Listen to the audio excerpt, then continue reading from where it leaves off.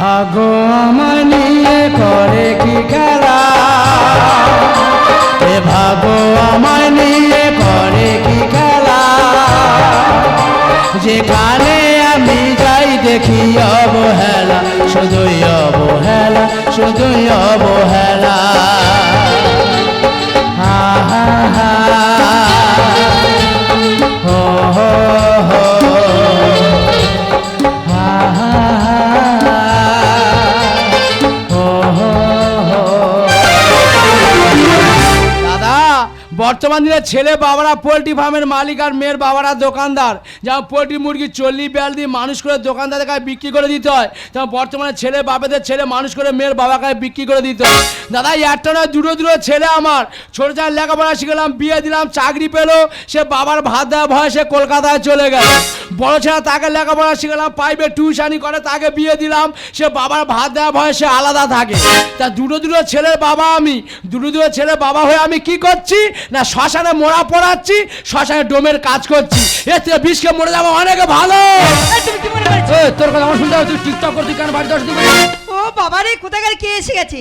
ওদি এখন যে বর্তমান দিন মানুষ টিকটক করে কত ভাইরাল হয়ে যাচ্ছে। টিকটক করে ভাইরাল হবি, রাস্তায় ভাইরে ভাইরে ঘুরছে, ধরে তোর শাড়ি খুলে নেবে।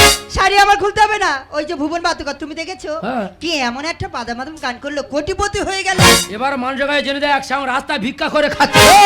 এটা তো শ্মশান, মানুষ শ্মশানে কেন আসে? শান্তির খোঁজে শ্মশানে আসে। তোমরা দুজনে কি হয়েছে শ্মশানে অশান্তি পাকাচ্ছ? দেখো দাদু, মাথা গরম করো না, স্বামী স্ত্রীর ব্যাপার বুঝে নিচ্ছি, তুমি বেশি মাথা গরম করো না। কলকাতা চলে যাও, চল বাবা মা কলকাতা, সেখানে চলে যাও। হ্যাঁ, কথা শুনতে হবে, আমি শুনবো বেশি না। বুঝে চল। শালা কাতি মাঝে কুকুরের মতো গ উঠেছে, কামড়া কামড়ি করতে। তুই দুজনে কি হয়েছে আমার কাছে আয়।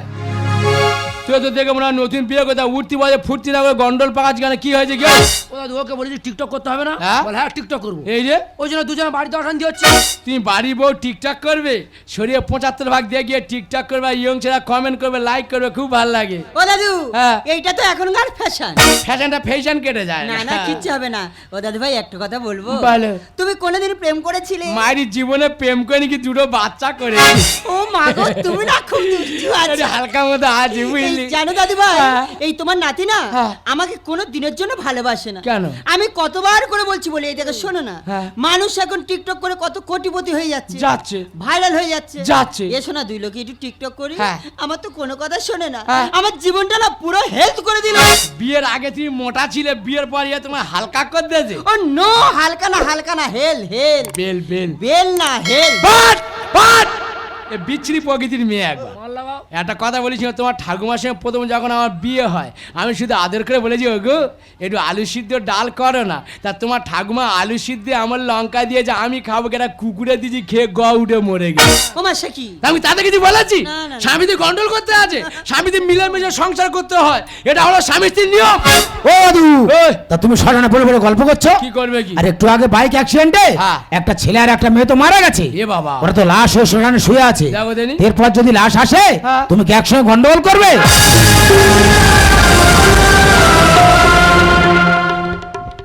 কি বা শ্মশানে কেউ ছিল না, একটু আগে তো একটা লাশ ছিল, তাতে অনেকক্ষণ আগে পড়ে দিয়ে যাতে কেউ ছিল না। আরে দুটো ছেলে মেয়ে নতুন বিয়ে করে তার সংসার মানে কি জানে না, তার টিকটক নিয়ে গন্ড করে তার যোগ্যতা বুঝে বলছিলাম, দাদা আমরা কাজ করি, আমার জীবনে শান্তি নেই, কোনো অবসর নেই, কার সে কথা বলে যে সময়টুকু আমার জীবনে নেই। যাই হোক, আমার কাজ হলো মরা পড়ানো। শ্মশান দুটো মরে এসেছে, এই মরা দুটো পুড়িয়ে আমার কাজটা আমি সমাধান করব।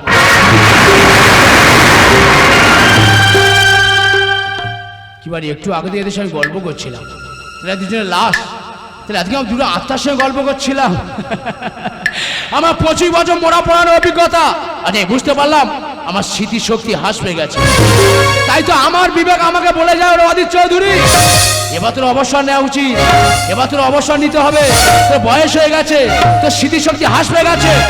তুই দুটো আত্মার সঙ্গে গল্প করছিলিস, ঘুণা করে বুঝতে পারিনি। যাই হোক, এই লাশ দুটো পুড়িয়ে আমার কাজটা আমি সমাধান করব।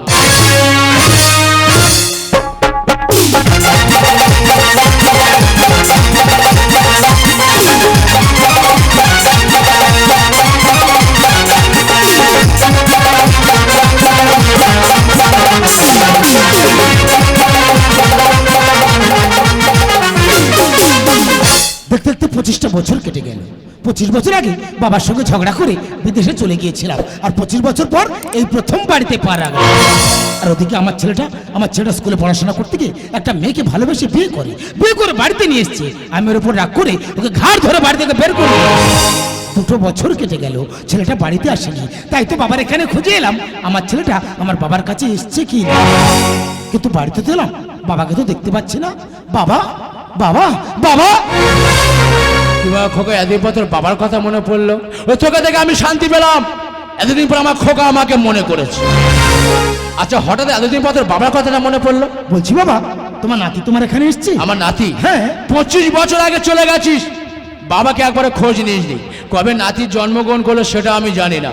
আর 25 বছর পরে যে বলে নাতি আমার বাড়িতে এসছে কি? ওরে খোকা, তুই তোর বাবাকে চিনতে পারলি না, সে তার দাদুকে চিনবে কেমন করে? ওরে, নাতি আমার বাড়িতে আসেনি। তোমার নাতি আসেনি? আচ্ছা খোকা, এমন কি দুর্ঘটনা হঠাৎ ঘটলো যে নাতি তোকে ত্যাগ করে আমার কাছে আসবে? দেখো না বাবা, তোমার নাতি না স্কুলে পড়াশোনা করতে গিয়ে একটা মেয়েকে ভালোবেসে বিয়ে করে বাড়িতে নিয়ে এসছে। আমি ওর উপর রাগ করে ওকে ঘাড় ধরে বাড়ি থেকে বের করে দিলাম। 2 বছর কেটে গেল, ছেলেটা বাড়িতে আসেনি। তাই তো তোমার এখানে খুঁজে এলাম। ঠিক 25 বছর আগে তোকে সামনে ছোট্ট একটা কথা বলছিলাম, বাড়ি থেকে রাগ করে বেরিয়ে গেছে। আর তোর ছেলে ভালোবাসা করলে তুই মানতে পারলি না, তাকে ঘাড় ধরে বাড়ি থেকে বের করে দিয়েছি। 2 বছর কেটে গেছে, বাড়িতে ফিরে যায়নি। ওরে খোকা, এটা তো কর্মফল। আরে যেমন কর্ম করবি তেমন তো ফল পাবি, এটা তো বিধাতার লেখা। ওরে, নাতি আমার বাড়িতে আসেনি, তুই অন্য কোথাও আচ্ছা, খুঁজে- এটা কি অদিত চৌধুরীর বাড়ি? আমি অদিত চৌধুরী বলি। বাবু, আমার কথা মন দিয়ে শুনবেন। আপনার বাড়ির এক ছেলে আমার মেয়েকে তার প্রেমের জালে ফাঁসিয়ে তাকে নিয়ে বাড়ি থেকে পালিয়েছে। এটা আমরা ভুল ধারণা। আমার 2 ছেলে তারা বড় হয়ে গেছে, তাদেরও ছেলে হয়ে গেছে। আমরা মেয়ে অন্য কোথায় গিয়ে থাকতে পারি, আপনি সেখানে গিয়ে দেখতে। না, আমি সঠিক ঠিকানা এসে আমি নাম বলছি। কি যেন একটা নাম ছেলেটার, কৌশিক। কৌশিক? হ্যাঁ বাবা, কৌশিক তো তোমার নাতি। কৌশিক আমার নাতি? হ্যাঁ বাবা। এখন নাতিকে ছবি আছে, দেখাতে পারবে? বাবা, তোমার নাতির ছবি আমার কাছে থাকবে না? আমি তোমাকে এক্ষুনি দেখাচ্ছি। আরে জন্মের পথে দেখে ছবি দেখে 2 নয়ন আমি সার্থক করি। বাবা বাবা, এই দেখো তোমার নাতির ছবি।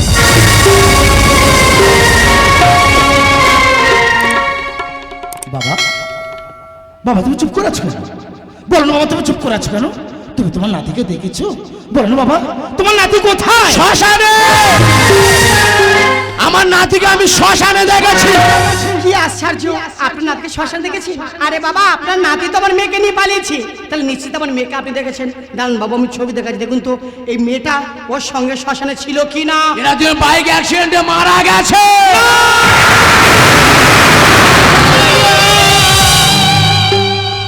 জানিস খোকা, আমি নিজে তো চিতাটা সাজিয়েছি। বাবা শ্মশানে কেউ ছিল না, মুখে আগুন দেওয়ার মতো আমি কাউকে খুঁজে পাই। তাই তো দাদু হয়ে নিজে হাতে আমার নাতির মুখে আমি আগুনটা তুলে দিয়েছি। ওর আমার নাতি মারা গেছে, আমি নিজে হাতে চিতাটা সাজিয়েছি, আমি নিজে হাতের মুখে আগুনটা দিয়েছি। হে ঈশ্বর, কোন জন্মের পাপের শাস্তি তুমি আমার দিচ্ছ বলতে পারো ভগবান? এই দৃশ্য দেখার আগে আমাকে তুমি তুলে নিলে না কেন? আমি আর বাঁচতে চাই না রে, আমি আর বাঁচতে চাই না রে। বাবা বাবা বাবা, তুমি মিথ্যা বলছো। বাবা, তুমি বলো না তোমার নাতি বেঁচে আছে। বাবা, বলো না তোমার নাতি। না, বাস্তবটা কঠিন হলো সত্য, আমার নাতি মারা গেছে।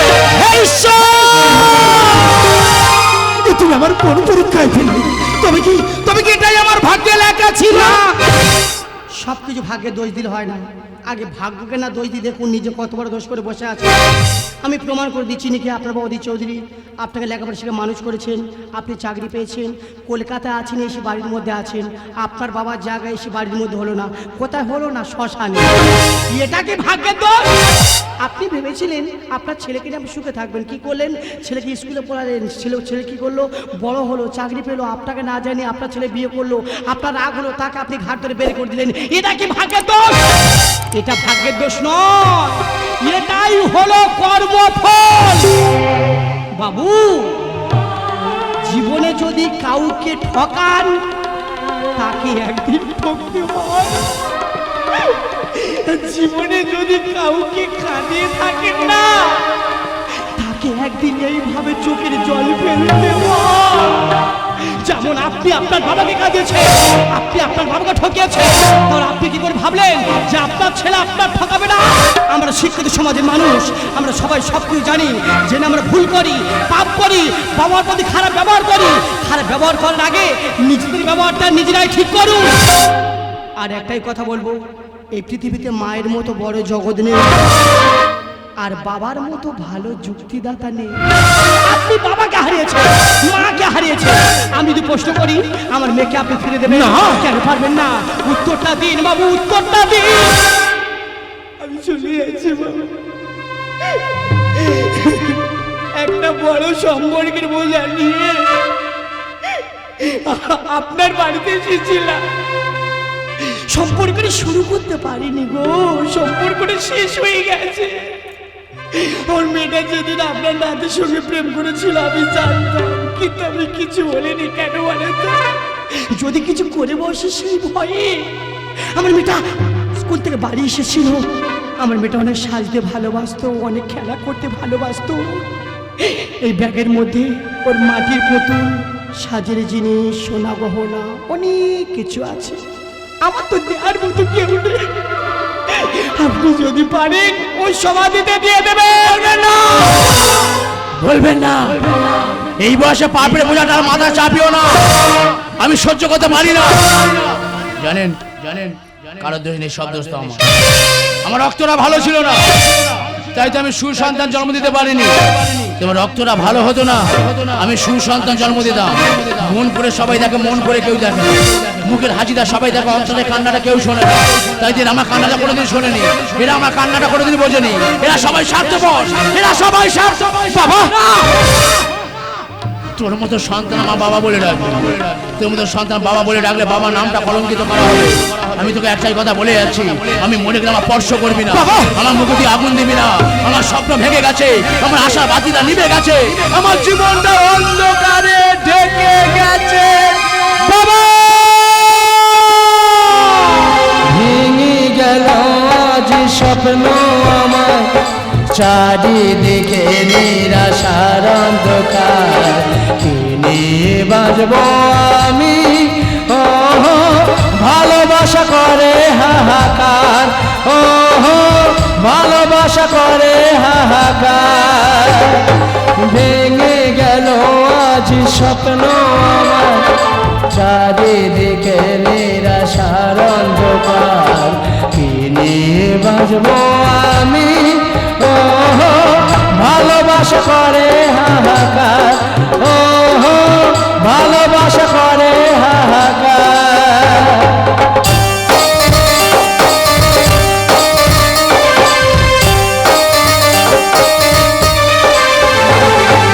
ভাবিনি আজ তুমি এইভাবে মনটাকে ভেঙে দিয়ে চলে যাবে। আমাদের স্বপ্নের পৃথিবীটা এইভাবে মরুভূমি হয়ে যাবে। আজ শুধু বাগে বাগে সেই কথা মনে পড়ে, আজ শুধু বাগে বাগে সেই কথা মনে পড়ে। কিছু ভালো লাগে না যে আমার, ভালোবাসা করে হাহাকার, ও ভালোবাসা করে হাহাকার।